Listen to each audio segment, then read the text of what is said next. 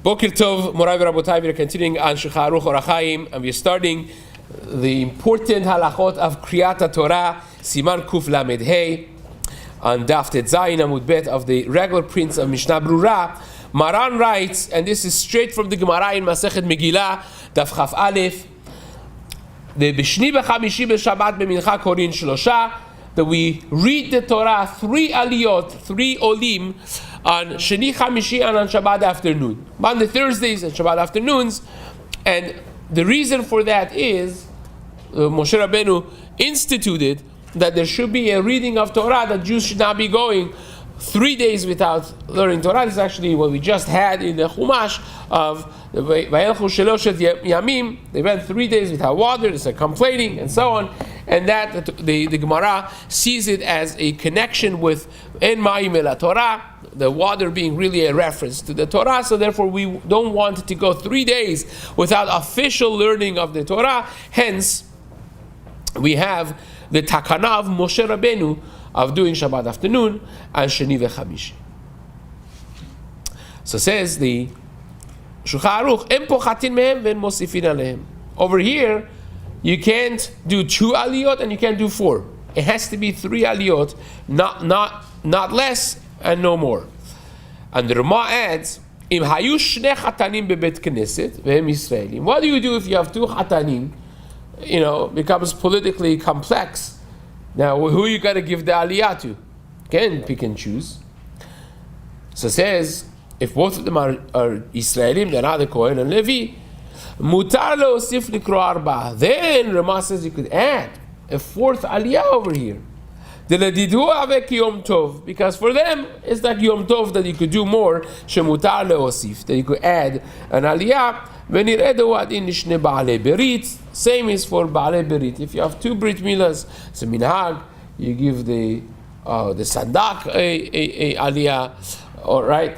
And if there are 2 different Brit Milas in the shul, so have you two sandaks, right? Some communities have a minhag, they give the Aviyah Ben an aliyah.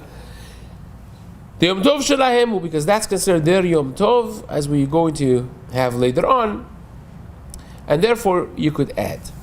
Fine, let's see what the Achronim write about this. Now, B'Sheni v'Chamishi is B'Shachar V'ira, of course talking about Monday and Thursday. Shaharit, not like Shabbat, which is in afternoon time of Mincha, but Monday and Thursday is in the morning.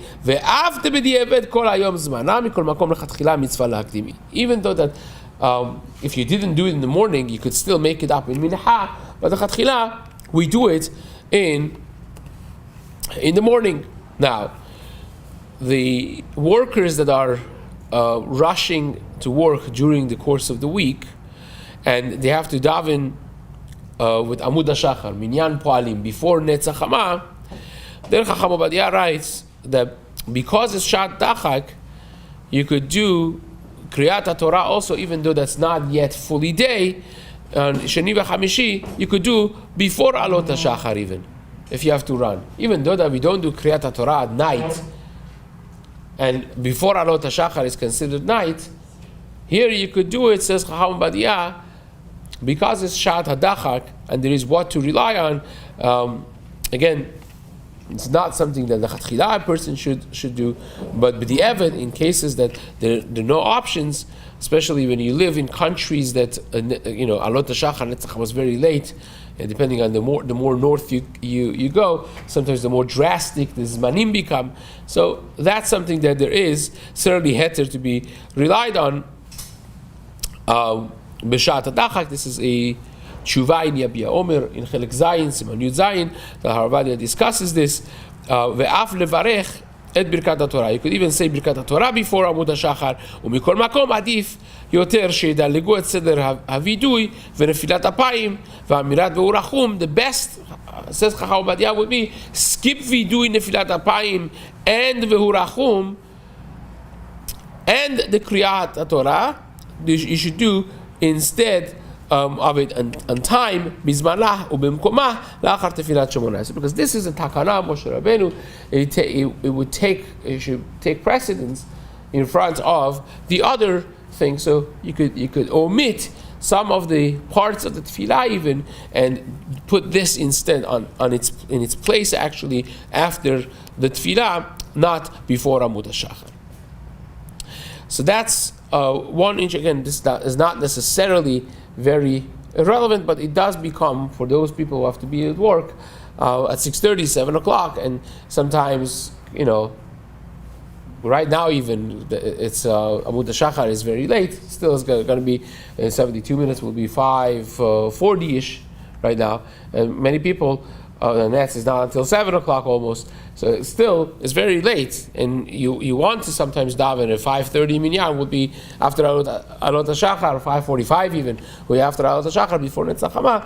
So for those people who have to be working very early, that's something that they could rely on. And the Mishnah Berura seems to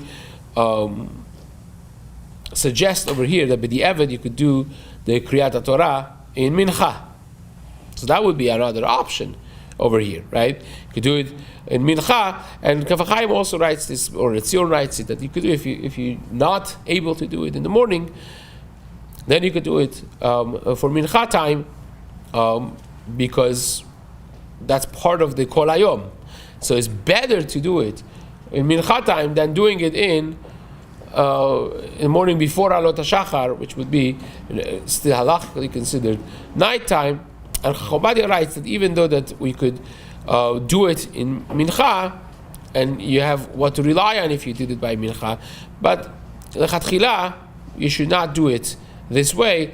And Rav Mordechai Eliyahu, Alav Shalom, he writes the same way. That's a very b'di'evet thing, because the takana Moshe Rabbeinu was to be done in the morning, even though that the day still is this time. But l'maaseh, at the end of the day, it's better to do it during Mincha than doing it before Alot HaShachar. So therefore, if option is there to be done by Mincha for those who are going to miss it, if the only other alternative is to do it before Alot HaShachar, a person should rather do it by Mincha time and not before Alot HaShachar. So says the Mishnah Berura,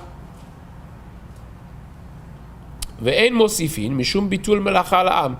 The reason that we don't add to it is because Chazal had rachmanut at the time of people.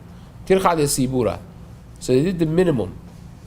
So you're not allowed to bother people by adding an aliyah, because you're doing it on the expense of people. We just mentioned in the previous Siman that it's asur to leave the shul before uvalesyon.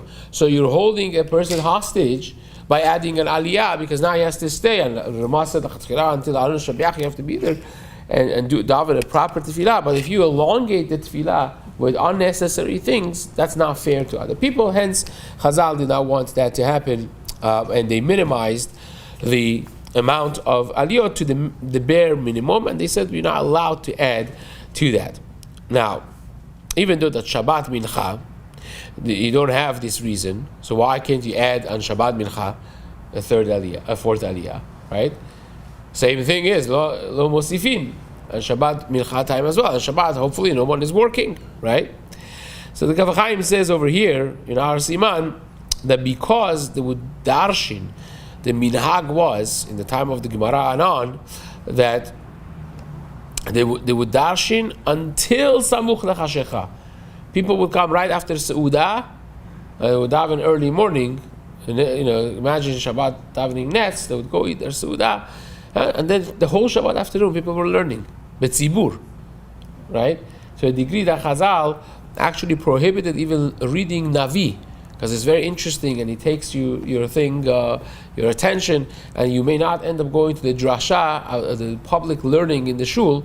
They banned that. Can you imagine? Now, think of all the magazines and even the good Jewish reads, but forget about the novels and other things.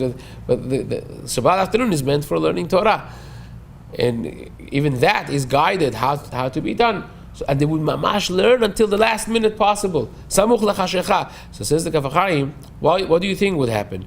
They want to be matriach, the kahal, to add aliyot, because they would be learning until the last minute. They don't want to stop it early. So therefore, because you still have to have time to daven mincha after Kriyat Torah. So if it's samuch l'chashecha, that becomes a little bit of a challenge. Hence, says the Kaf HaChaim, you can't add even on Shabbat afternoon because people are supposed to be busy learning publicly in the shul.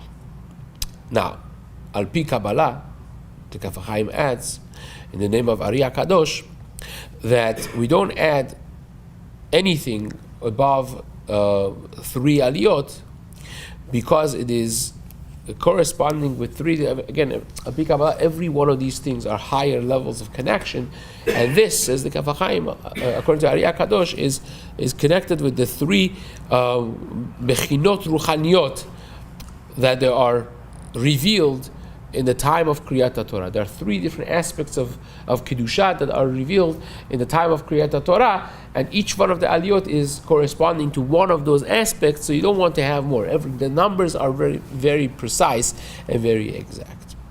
So says the Mishna Berura that you could add, if you have 2 chatanim or 2 baalei berit, because you want both of them to get aliyah. Halachically speaking, even though that the Rama writes this, the poskim write, the minhag is not like that. And certainly for baalei berit, even for 2 chatanim we don't do it. Certainly for baalei berit we're not going to do it. That's the minhag, and that's not just the Mishnah Berura writing this. Chacham Ovadia writes the same thing in multiple places, or Letzion writes this the same thing, Kaf HaChaim, and so on and so forth. That we don't do this, but at the same time, Ovadia and Rabbi Abba Shaul's students, they write that what we do is we ask the Kohen to be mohel his kavod, or leave the shul for a moment, right? And if he agrees and he goes out, then we could give, now it's nitparda chavila, we will have 3 Jews, 3 regular Yisraelim, take the aliyot, and then 2 of those could go to the chatanim or to the baalei berit, and that's what we're going to be doing it, right? Now, when you have 2 chatanim in one house davening, some of the poskim write that because the davening is comprised from people who are the friends and the close circle of the chatanim, and they are all there for the chatanim, it's a minyan for the chatan, then you could add to the aliyot, because everybody is there to be mesameach hatan vekala, right? They want to, they're mocher under 5 extra minutes that they're going to stay there. They're mocher, and therefore you could add to it. But there are those who are not necessarily very happy with it. But you see that even Chacham Ovadia entertains these possibilities. So really, hakol lefi ha'inyan. It depends on the scenario. It depends on the case. Now, which one of the chatanim, if you're choosing only one, and the minhag is that you give to one, which one of them do you choose? How do you choose between the 2 chatanim? The Kaf HaChaim says, if you have a Talmid Chacham, Talmid Chacham goes before Am HaAretz. The truth is, halachically speaking, as we will see later on, the Talmid Chacham should go even before the Kohen, if the Kohen is not a Talmid Chacham. Ovadia Yosef, in his minyan that he held in his Bet Midrash, he always did Aliyah Rishona.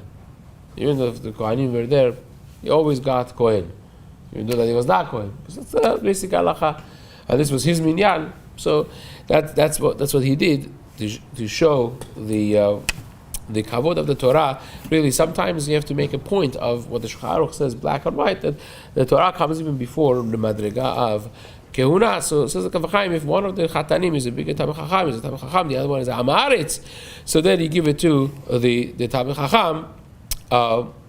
And if one of them is a posek, as a baal hora'ah, as a teacher of Torah, paskins, halachot, and so on, he is even before a Talmid Chacham. So if both of them are Talmidei Chachamim, but one of them is a moreh hora'ah, the moreh hora'ah would come first before the Talmid Chacham. In that scenario, and if none of them are anything special, or they're both very special, then you should do a goral. You do a goral between the 2 of them, and whoever does that, HaKadosh Baruch Hu's decision. Basically, you should not be making those decisions if there are no additions to each one of them over the other one. And if you have a chatan and a Baal Berit, then what do you do? You have a chatan and you have a Baal Berit. The Kaf HaChaim writes that the chatan is before Baal Berit, and if they made a mistake and they called up the Baal Berit instead of the chatan, then you should not give aliyah to the chatan. A mistake happens, mistakes happen. You just apologize to him and you fire the gabbai, and that would be it. But you don't do aliyah revi'i, because that's a very strong minhag. Even though the Rama writes this over here, the minhag is we do not add any aliyot. We don't differentiate. And if a mistake happened and you gave a wrong aliyah to the wrong person, then it is basically what it is, and you have to deal with it. Bezrat Hashem will continue on Seif Bet in the days to come. Hazak Baruch.